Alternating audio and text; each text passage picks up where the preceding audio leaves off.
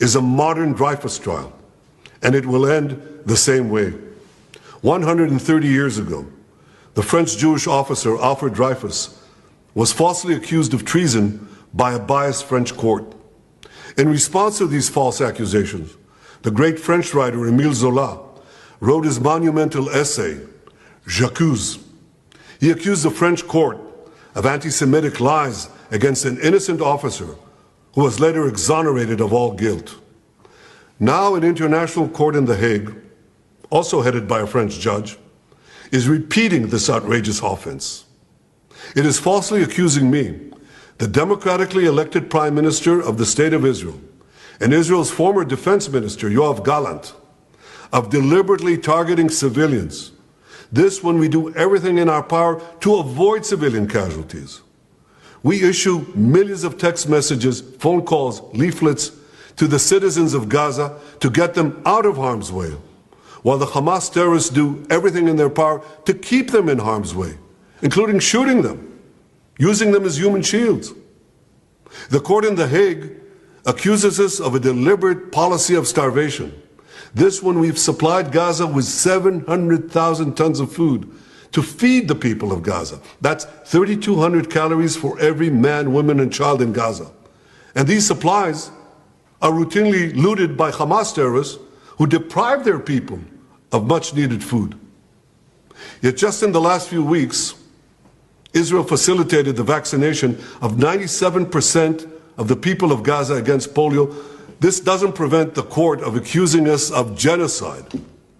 What in God's name are they talking about in The Hague? The truth is simple. No war is more just than the war that Israel has been waging in Gaza after Hamas attacked us unprovoked, launching the worst massacre against the Jewish people since the Holocaust. The decision to issue an arrest warrant against me, the democratically elected Prime Minister of the State of Israel, and our former Defense Minister, was made by a rogue prosecutor who's trying to extricate himself from sexual harassment charges, and by biased judges who are motivated by anti-Semitic sentiments against the one and only Jewish state. These judges did nothing. They did nothing against the real war crimes committed against the millions who've been murdered or uprooted by the dictatorships in Iran, Syria, and Yemen. Instead, they falsely accused the one democracy in the Middle East, Israel, thereby imperiling the right of all democracies to defend themselves against murderous terrorists and tyrants. Nor did the court do anything against the Hamas terrorists who raped our women, beheaded our men, burned babies alive in front of their parents, and kidnapped hundreds of men, women, and children to the underground dungeons of Gaza. They're still holding 101 hostages, citizens of many lands, including the United States. Come to think of it, the court did issue one arrest warrant against Hamas. Now hear this. They issued an arrest warrant against the corpse of the Hamas arch-terrorist Mohammed Dev. His corpse. What an absurdity.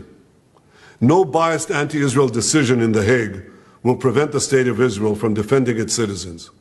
And I want to thank our many friends around the world, especially those in the United States, who've condemned this outrage and who have said that this decision will have severe consequences for the ICC and those who cooperate with its decision. Israel will not recognize the validity of this decision. We will continue to do everything we must do to defend our citizens and defend our state against Iran's axis of terror, Iran and its terrorist proxies, which include Hamas, Hezbollah, the Houthis, and others. Our enemies are your enemies, and our victory will be your victory, the victory of civilization over barbarism and tyranny.